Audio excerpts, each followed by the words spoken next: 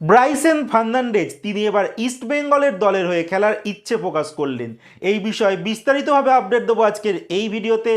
East বেঙ্গলের coach Oscar বুনোজ তিনি তার দলে একজন চ্যাম্পিয়ন কোচকে চাইলেন, তারও আপডেট দেবো আজকের এই ভিডিওতে। থাকছে মোহনবাগানের তিনজন বিদেশি খেলোয়াড় লিওনেল মেসির সই করা জার্সি উপহার পেলেন, তারও আপডেট দেবো আজকের এই ভিডিওতে। আর থাকছে AIFF এর তরফ থেকে IWL এর সূচি ঘোষণা করা হলো।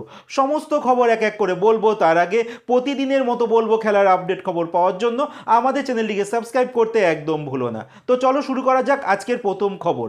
আজকের সবার প্রথম যেটা বলবো, নারী ফুটবলের আপডেট, যেখানে AIFF এর তরফ থেকে IWL মানে ইন্ডিয়ান ওমেন্স লিগের সূচি ঘোষণা করা হয়েছে, যেখানে 20 ডিসেম্বর থেকে প্রথম ম্যাচ স্টার্ট হবে, আর যেখানে এই পর্বের 7ম রাউন্ডের খেলা শেষ হচ্ছে 9 জানুয়ারি।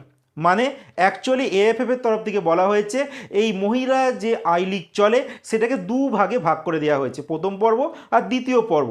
সেখানে প্রথম পর্বের কিন্তু এটা সূচি ঘোষণা করে দেওয়া হয়েছে, এই সূচিটা শেষ হলেই কিন্তু আবার নেক্সট সূচি তারা ঘোষণা করবে। তো আপাতত 20 ডিসেম্বর থেকে প্রথম পর্বের সূচনা হচ্ছে, আর শেষ হবে কিন্তু প্রথম পর্বের ম্যাচ 9 জানুয়ারি, যেখানে ইস্ট বেঙ্গল দল তারা 20 তারিখ মানে 20 ডিসেম্বর তাদের প্রথম ম্যাচ খেলতে নামছে বাংলারই আরেকটি দল শ্রীভূমি FC সঙ্গে।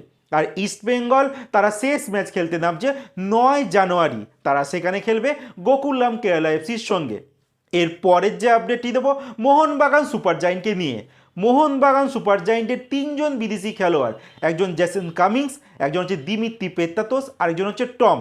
এই তিনজন খেলোয়াড় নিজেদের সোশ্যাল মিডিয়ার পেজে আজকে একটা ছবি পোস্ট করেছে। সেখানে ছবিতে দেখা যাচ্ছে লিওনেল মেসির সই করা জার্সি তারা উপহার পেয়েছে, আর সেইটা খুব আনন্দের সাথে তারা তাদের সোশ্যাল মিডিয়ার পেজে কিন্তু শেয়ার করেছে। জানি না বাকি কোনো খেলোয়াড় পেয়েছে কিনা, বাট এই তিনজন খেলোয়াড় পেয়েছে, যার জন্য তাদের সোশ্যাল মিডিয়া তারা একসঙ্গে ছবি তুলে শেয়ার করেছে। এর পরের যে আপডেটটি দেবো ইস্ট বেঙ্গল দলকে নিয়ে।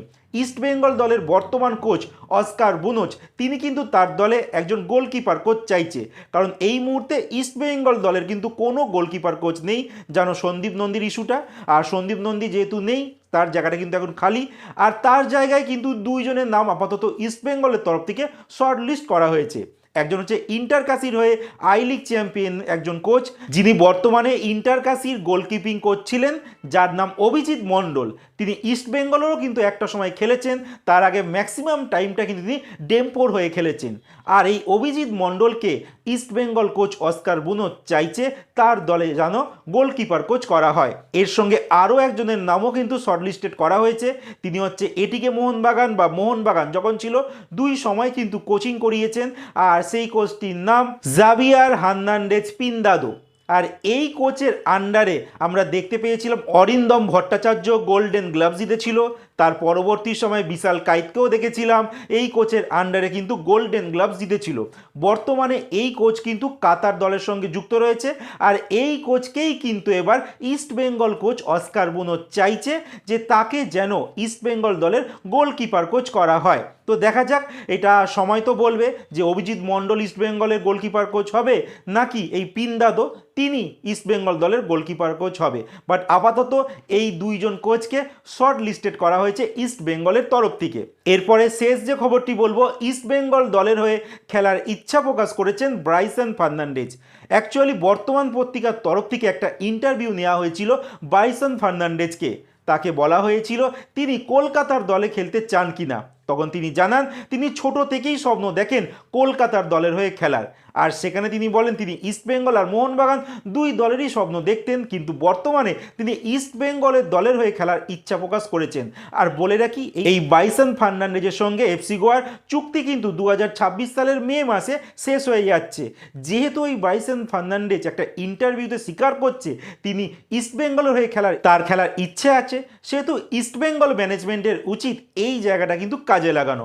নেক্সট সিজনে ইস্ট বেঙ্গল যদি এই খেলোয়াড়টিকে নিজেদের দলে নিতে চায় তাহলে কিন্তু একটা ভালো সাইন হবে ইস্ট বেঙ্গলের জন্য। এই নিয়ে তোমাদের কি মতামত তোমরা কমেন্টে জানাতে পারো।